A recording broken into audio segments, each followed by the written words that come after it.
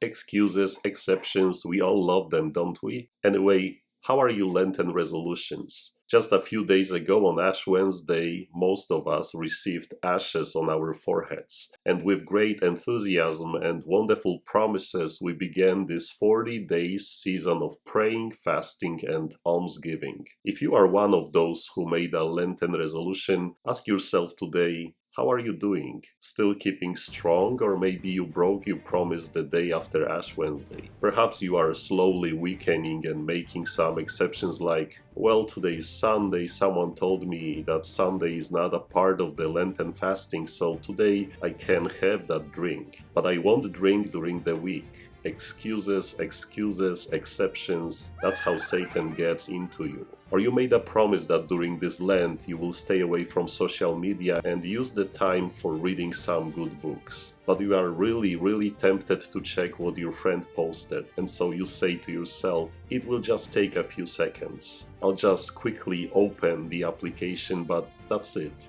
It won't happen again. Excuses, excuses, exceptions. That's how Satan gets into you. Perhaps your Lenten resolution was to pray each morning, something that you have struggled with before. But that one morning you have made an exception and decided to stay in bed a little bit longer, and so you didn't have time for the prayer. Excuses, excuses, exceptions, that's how Satan gets into you. Or you wanted to be at Mass each Sunday this Lent. However, there was that important game that you wanted to watch with friends, and so you thought to yourself, well, just this Sunday I will watch the game, but I promise this is the only time. Excuses, excuses, exceptions, that's how Satan gets into you. Those are just some of the examples, but you know the mechanism. One excuse, one exception, one moment of weakness, and all your great promises collapse. It starts with only one small innocent exception which breaks your routine. Satan will be telling you, don't worry, it is okay. Just this once and only time, nobody will know. And if you get into that way of thinking, you know that it won't end with only one time. You will be making various exceptions all the time.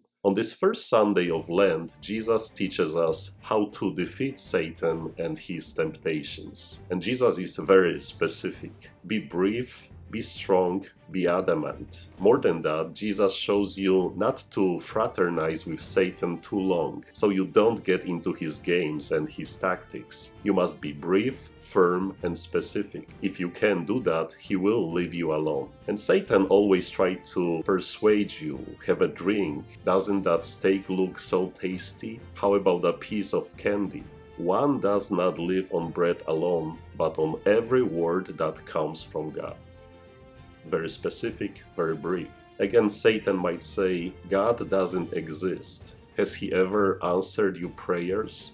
No. So stop praying, stop going to church. Don't waste your time anymore. You shall not put your God to the test. Again, very brief, very specific. And then Satan would continue with his temptations. You can cheat, everybody does. Nobody would notice. Forget about others. You deserve that promotion. Don't share with the poor. You yourself don't have enough. Only God I should serve and worship him. Brief, strong, firm, and adamant. Then the devil left him, and behold, angels came and ministered to him. And let's go to work. God bless you.